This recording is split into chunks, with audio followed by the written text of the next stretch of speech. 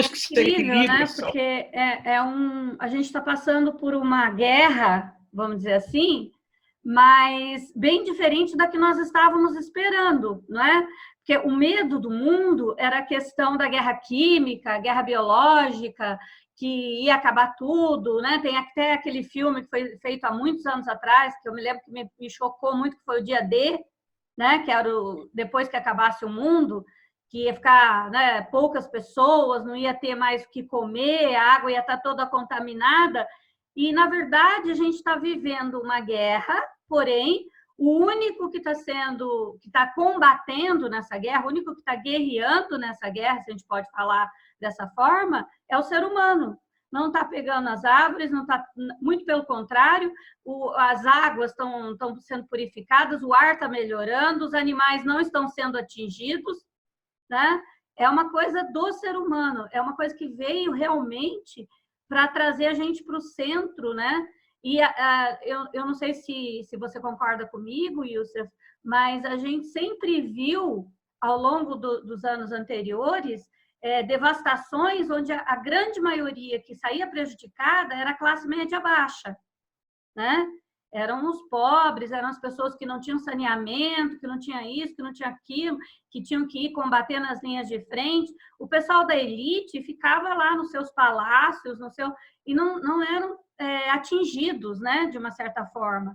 E agora está bem, pelo menos por enquanto, está atingindo muito mais as classes B, A e B, né, do que a C e D. Se a gente for pensar, as classes menores, menos favorecidas, vão ser atingidas, obviamente, não é que elas estão fora disso, mas quem começou isso não foram eles, né? E isso já é uma grande diferença, né? E a gente pode ver isso no próprio ensinamento de Jesus Cristo, quando ele estava ele conta aquela do Lázaro, que era o pobre que ficava fora esperando as migalhas. Sim. Todo mundo comendo, bebendo, e ele esperava uma migalha. Ele morreu, foi para onde?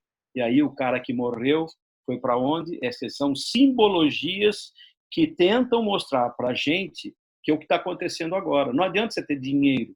O mais pobre que vive isso que você está falando, ele já está acostumado, ele não vai sentir tanto, porque ele já está acostumado a passar fome. Por exemplo, os meninos que estão na rua, que moram na rua, eles estão sentindo a falta de gente por conta, mas eles passam fome, passam frio, passam tudo, morrem nem do coronavírus, eles morrem de um monte de coisas que não são isso, mas agora não. Nós estamos escondidos, trancafiados, para poder... O que o mundo, o universo está pedindo para a gente. Sim. E aí, desde os tempos dos templários, por que os templários esconderam o sangraal? A arca, por que está escondido e ninguém acha? Porque o homem, ele quer achar isso aí para poder ganhar dinheiro e fazer um monte de coisa.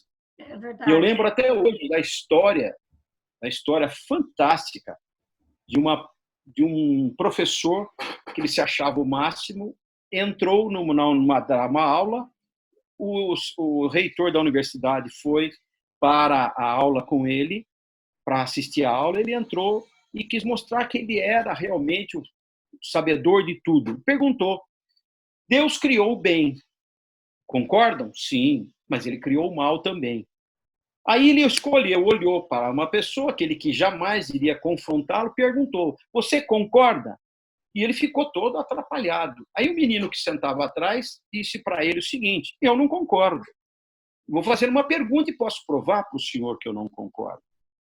Quando o senhor sente frio, lógico, basta a gente sair lá fora e você vai ver que está o frio. Então, o frio não existe. O frio é a ausência do calor. Porque o calor a gente consegue medir.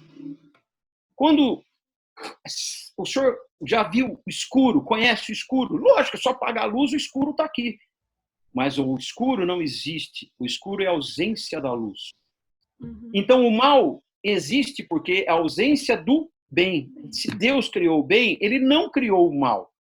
O reitor ficou tão impressionado e foi lá: mas, garoto, qual é o teu nome? Albert Einstein, o cara criador da teoria da relatividade. E o que é a relatividade? Se você olhar, simplesmente olhar, o que é relatividade? Nada é absoluto. Esse é o grande segredo. Então, a gente você precisa ter coragem para tocar nesse assunto do ocultismo na sua entrevista, porque muita gente vai ficar louca contigo. Mas, olha, é só quem estuda, só quem vê e que pode realmente entender as coisas que estão acontecendo. Um dia isso vem à tona. A ciência já está começando a estudar isso, por incrível que pareça. Vem chamando a atenção de grandes e muitos, principalmente quem começou com isso foram os filósofos. Você pegar, estudar Arquimedes, Sócrates, Platão, todos eles, e os mais contemporâneos, né? Se você enxergar, Platão começou com aquele negócio na época dele, o que era? Ele dividia o mundo materialista e o mundo das ideias, que era Deus. Na Idade Média veio a metafísica. Sim. Olha só a evolução. Idade Média. Aí entrou a patrística, que é a igreja. A igreja quis controlar uma energia que não era dela. Tanto que cometeu vários crimes. Aí os templários eram aqueles que lutavam, que esconderam tudo isso. E aí a gente começa a estudar, ver esses problemas. Aí vieram tantos e tantos avisos. E hoje nós não falamos que é metafísica, nós estudamos a física quântica, que é uma ciência. Por incrível que pareça, é uma ciência. E tem sido respeitada cada vez mais como ciência, né? A gente está nesse caminho ainda, né, Youssef? Tem muita gente que ainda tem muito preconceito. Eu vejo o ocultismo como, na verdade, a sabedoria que está oculta, né? Não é algo que muitas vezes fala, ocultismo é do demônio, é do não sei o quê. Não. É uma sabedoria que está oculta, que nós deveríamos ter acesso, porém não estamos prontos para isso. Por isso ela está oculta, né?